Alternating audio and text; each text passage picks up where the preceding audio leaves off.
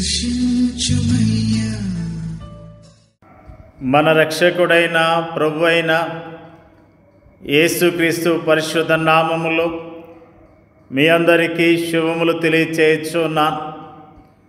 ఈరోజు బలపరిచే వాక్యము లూకా సువార్త 7వ అధ్యాయము 12వ వచనము.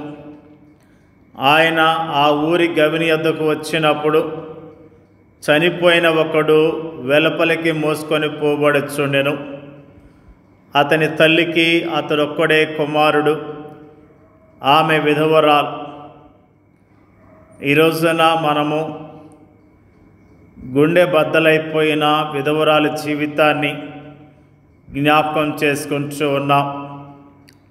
తన ఏకైక కుమారుని మరణమును బట్టి తన గుండె బద్దలు కాగా తీవ్రమైన ఆవేదనతో రోధిస్తున్న ఈ విధవరాలి జీవితము మనకేం జ్ఞాపకం చేస్తుంది?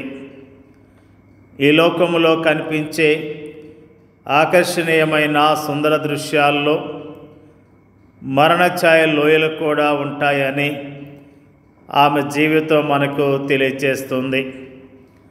హృదయాలను కదిలించి వేసే విషాదకరమైన ఈ దృశ్యము ప్రభుని యేసు ఈ లోకంలో జీవించిన కాలంలో నాయీను అనే ఊరిలో జరిగింది. నాయీను అనే మాటకు ఆహ్లాదకరమైన అని అర్థము.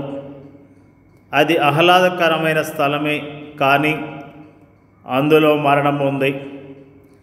అయితే ఇక్కడ మనకు ఆదరణకరమైన మాట, మరణించిన వారిని తిరిగి బ్రతికించేందుకు మాత్రమే కాక మనతో పాటు మన కష్టాలను పంచుకునేందుకును, మన దుఃఖ సమయాల్లో మనతో కలిసి ఏడ్చేందుకును, కృంగిన సమయాల్లో మన కన్నీళ్లను తుడిచి మనల్ని లేవనెత్తేందుకును, గుండె పగిలిన వేళల్లో మనల్ని ఆదరించి ఓదార్చి మన గాయాలను కట్టేందుకును మరణముతో నిండిన ఈ లోకములోనికి జీవాధిపతి అయిన ప్రభువు అరుదించాడు.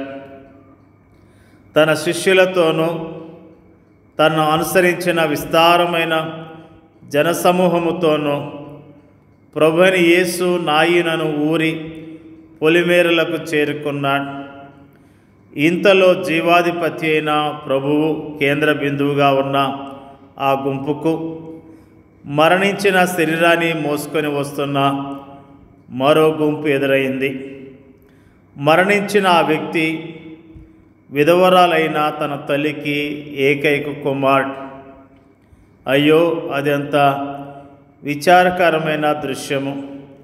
అయితే తీవ్రమైన నిరాశ నిస్పృహలకు గురై ఈ లోకంలో ఎవరూ ఓదార్చలేని విధముగా రోధిస్తున్న నిర్భాగ్యురాలకు ఆ విధవరాలిని ప్రభు ఎంత సున్నితమైన విధానములో ఆదరించి ఓదార్చాడు. ఈ పాటికే తన భర్త మరణముతో గుండె చెదిరి ఇప్పుడు తన ఏకైక కుమారుని మరణముతో దిక్కుతోచని స్థితిలో తీవ్రమైన కృంగుదలకు గురై విలపిస్తున్న ఆ దౌర్భాగ్యురాలికి ప్రభు యొక్క ప్రేమతో కూడిన మాటలు ఎంత అద్భుతమైన నిరీక్షణ ఇచ్చాయి. నిరాశాజనకమైన ఆమె స్థితిని చూచి కనికరముతో చెలించిపోయిన ప్రభు మొదట ఆమె కన్నీళ్లను తుడిచాడు. ఆ తర్వాత ఆమె సమస్యను పరిష్కరించి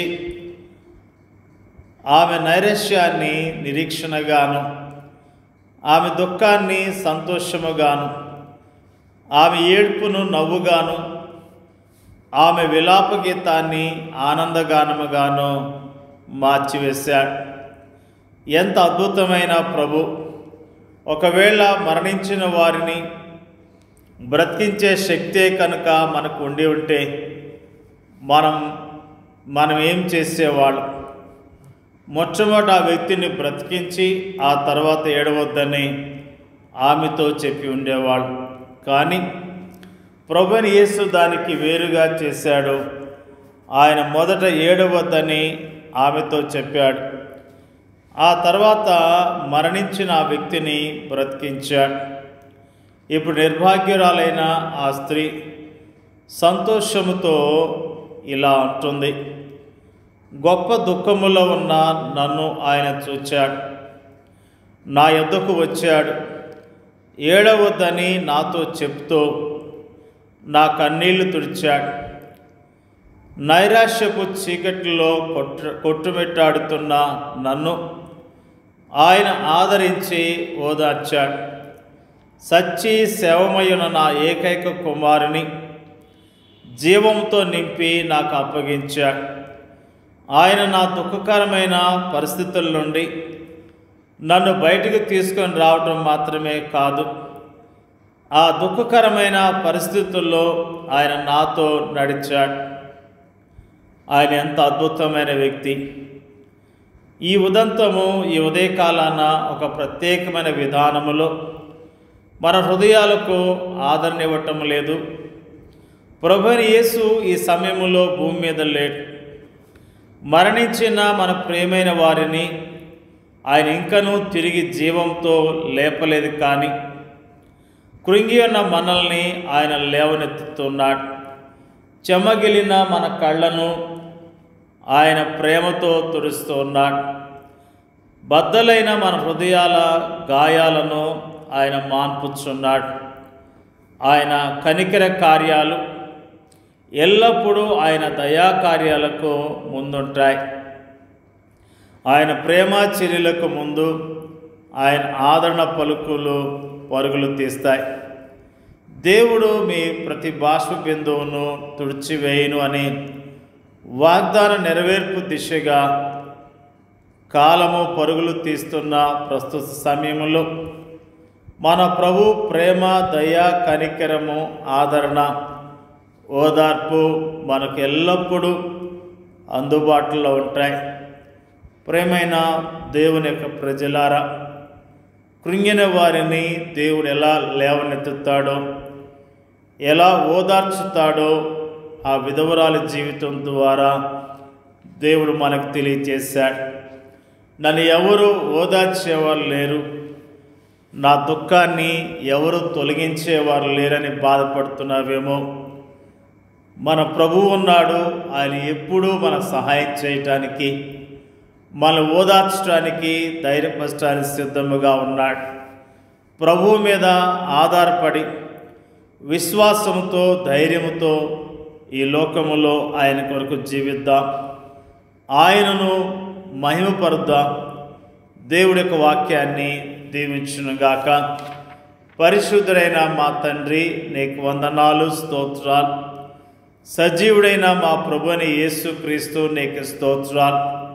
దయా, కనికరము, వాత్సల్యత కలిగిన ప్రభుని యేసుక్రీస్తు, నీకు వందనాలు తెలియజేస్తూ ఉన్నా.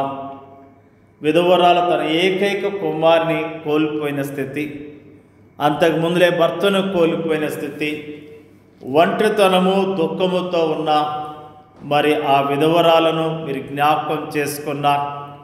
ఆమెను ఓదార్చారు, ధైర్యపరిచారు. ఆమె కుమారుని బ్రతికించి ఎంతో గొప్ప ఆదరణ, నెమ్మది ఆమె జీవితంలో ఇచ్చినందుకు స్తోత్రాలు. మా ప్రభువా, నీకు వందనాలు, స్తోత్రాలు తెలియజేస్తూ ఉన్నాం. మృతులను సజీవులుగా చేసే దేవా, నీకు వందనాలు తెలియజేస్తూ ఉన్నాం. మృత్యుంజయుడైన యేసుక్రీస్తు ప్రభువా, నీకు స్తుతులు, స్తోత్రాలు. ప్రభువా, మమ్మలను ఎల్లవేళలా ఓదార్చే దేవుడుగా, ఆదరించే దేవుడుగా, మా పక్షాన కార్యాలు జరిగించే దేవుడుగా ఉన్నందుకు నీకు వందనాలు తెలియజేస్తూ ఉన్నాం. వాక్యం ఇచ్చిన ప్రతి సహోదరిని, సహోదరుడును, వారి కుటుంబాలను పేరు పేరున దీవించి ఆశీర్వదించమని ప్రార్థన చేయించున్నాం. మరి ముఖ్యంగా ప్రార్థన చేయించున్నాం ప్రభువా, అయ్యా ధైర్యం కోల్పోయిన వారు, దుఃఖంతో ఉన్నవారు, చెప్పుకోలేని బాధ కలిగి ఉన్న వారిని జ్ఞాపకం చేసుకోండి అయ్యా. కృంగిన స్థితిలో ఉన్న వారిని జ్ఞాపకం చేసుకోండి. వారిని ఓదార్చి, ధైర్యపరిచి, బలపరచమని ప్రార్థన చేయించున్నాం. నిరాశ, నిస్పృహలో ఉన్న వారిని జ్ఞాపకం చేసుకొని వారిని ఓదార్చి, ధైర్యపరచమని ప్రార్థన చేస్తున్నాం. మా దేశంలోని ప్రజలందరినీ, నీ నామం ఎరిగిన వారందరినీ పేర్కొన్న దీవించి ఆస్వాదించమని యేసుక్రీస్తు నామంలో అడిగి వేడుకొంచున్నాం తండ్రి. ఆమేన్.